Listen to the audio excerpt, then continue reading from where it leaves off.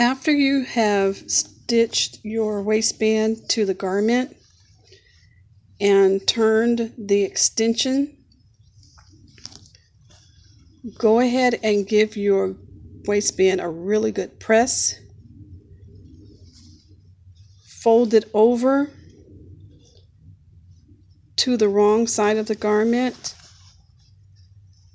and fold under the seam allowance of the waistband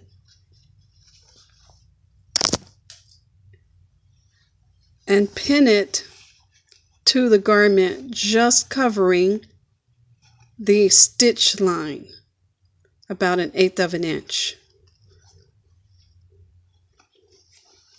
From the right side of the garment, you will want to pin that waistband in, making sure that from the wrong side it's covering the existing stitch line. You will then stitch in this well. This technique is called stitching in the ditch.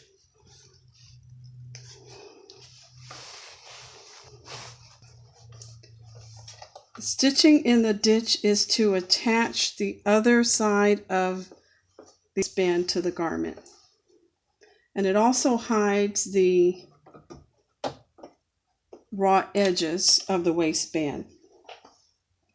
The stitching in the ditch will not be seen, as the stitching is in between the garment and the waistband. You can use your existing pins that you've placed as your stitch line.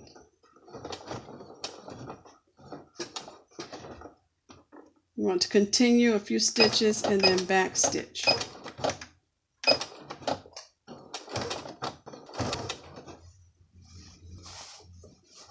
Now, as I'm stitching in the ditch, I use my fingers to spread apart the garment and the waistband. As you come up to your pins, remove them, do not sew over them. And I have my needle in the centered position of the foot attachment. So my needle is right in the middle of the groove of my general purpose foot, and I'm using that to serve as my guideline, keeping it right on the top of this ditch. And because there's extra thickness, several layers, I've elongated my stitch length just a little bit.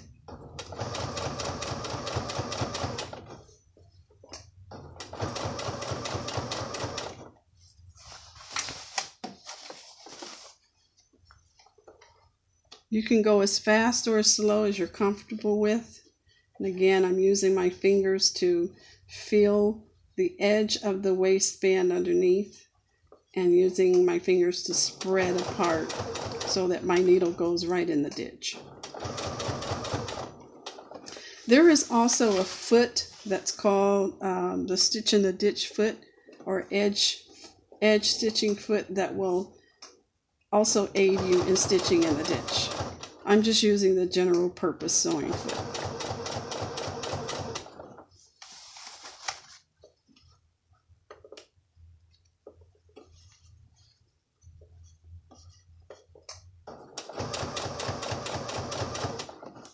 And you want to keep the layers smooth as possible.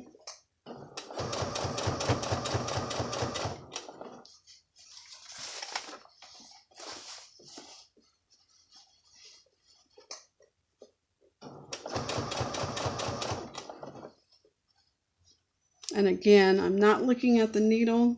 I'm actually keeping my eye on the groove of the presser foot.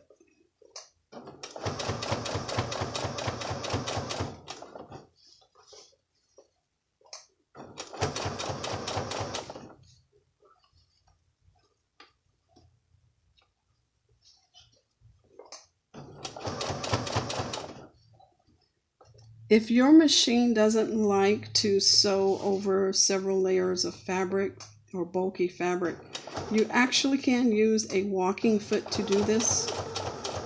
You will not be able to go in reverse in most cases. Now come to the end, I want to reverse just to back stitch and reinforce.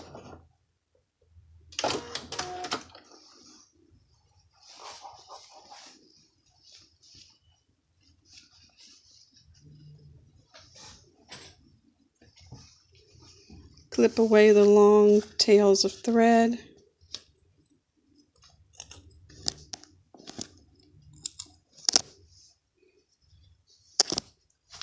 From the back side, you have your stitching that will not show on the right side of the garment. This method is used a lot in ready-to-wear garments.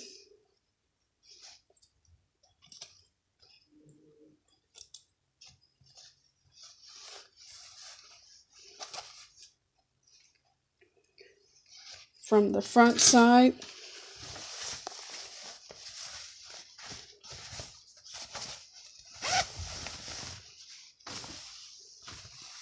we have a finished garment on the right side of the garment, and you're not able to see the stitching in the ditch.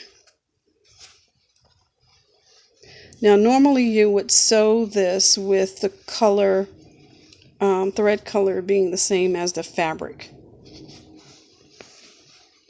And generally you want to use a thread color that is one shade darker than your fabric, because thread stitches in a one shade lighter, so you will not be able to see it. But in this case I used white just for demo purposes. And then there's your extension. Regarding the extension, you can have your extension on the outside of your garment, or you can flip it to the inside of the garment. Okay. Be sure to catch the next video when we will show edge stitching and demonstrate a buttonhole.